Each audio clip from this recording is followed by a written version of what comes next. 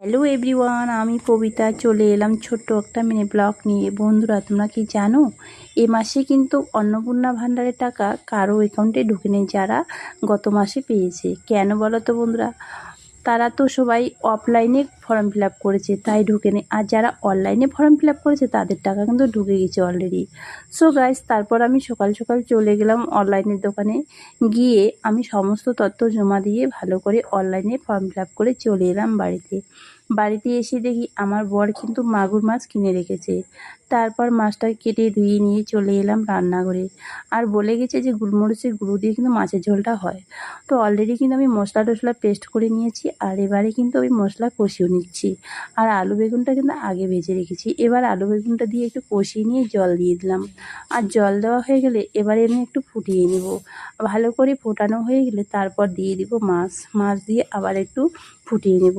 তো দেখো বন্ধুরা, অলরেডি আমার মাগুর মাছের ঝোল কিন্তু রেডি হয়েছে, আর কিন্তু ফ্লেভারটা খুব সুন্দর এসেছে। তারপর আমি ভাতটা বেড়ে নিলাম।